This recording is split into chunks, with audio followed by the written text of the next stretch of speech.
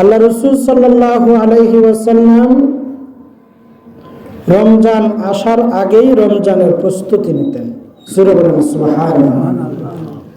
রমজানের প্রস্তুতি শুরু হয় রজব মাস থেকে। কোন মাস থেকে?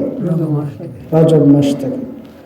রজব মাস থেকে আল্লাহ রাসূল রমজানের প্রস্তুতি শুরু করতেন, যাতে রমজান মাসের রোজা, রমজানের মাসে ইবাদত বন্দেগী বেশি বেশি করা যায়।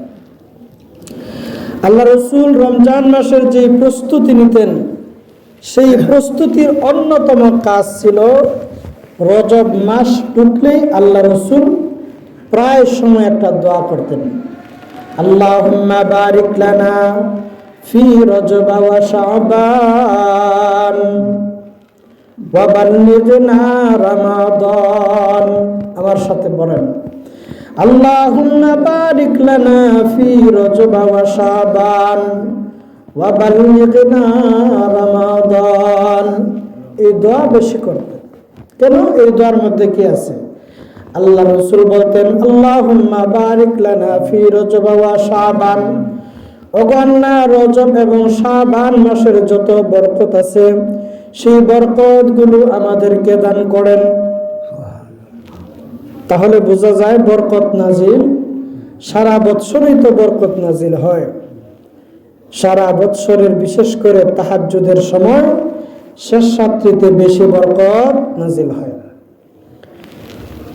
সারা বৎসরই বরকতের সময়, তার মধ্য থেকে অন্যতম হচ্ছে, যেহেতু রাসূল রজব এবং শাবান মাসের কথা বলছেন, তার দ্বারা বোঝা যায় রজব মাসে বরকত বেশি না কম?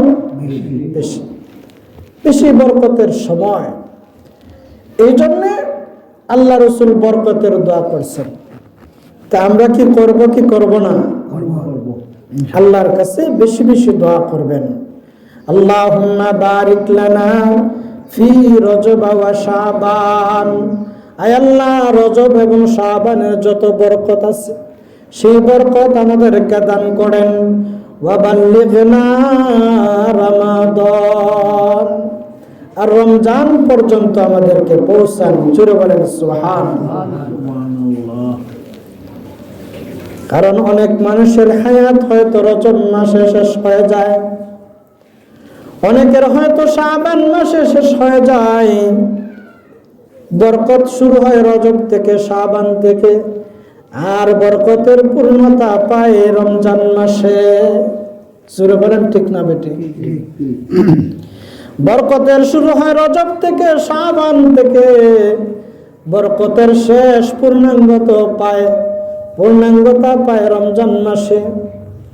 কোন মানুষ যদি রজবে মারা যায়, শাবানে মারা যায়, আর আরেকজন যদি রমজানে মারা যায়, রমজান মাসে যে বরকত পাওয়া যায় সেই বরকত রজব শাবানে পাওয়া যায় না। রমজান মাস এমন এক সময়, কোন মানুষ যদি রমজান মাসে নফল ইবাদত করে তাহলে অন্য মাসের ফরজের সমান। 12 মাসের 11 মাস ফরজ আদায় করছেন, ফরজের সওয়াব, কিন্তু রমজান মাসে নফল আদায় করছেন, ফরজের সওয়াব। আর যদি ফরজ আদায় করেন তাহলে 70টা ফরজের সওয়াব। সুবহানাল্লাহ। এই জন্য রমজানের অনেক ফজিলত আছে। রমজান যখন আসবে ইনশাআল্লাহ আমরা সেই সময় সেই আলোচনা করব। তো রমজান অনেক ফজিলত বরকতের সময়। রজব শাবান তার তুলনায় কম। আল্লাহ রাসূল বলেন, যেহেতু আল্লাহ আমাদেরকে রজব শাবান পর্যন্ত আনছেন, এতদিন যেহেতু হায়াত দিছেন, রমজান পর্যন্ত আমাদের হায়াতে বাড়িয়ে দেন। সুবহানাল্লাহ। এই জন্যে আল্লাহর কাছে এই দোয়াটা বেশি বেশি করা দরকার। আমরা করতে রাজি আছি তো? আল্লাহ আমাদেরকে তৌফিক দান করেন। সবাই বলেন আমিন।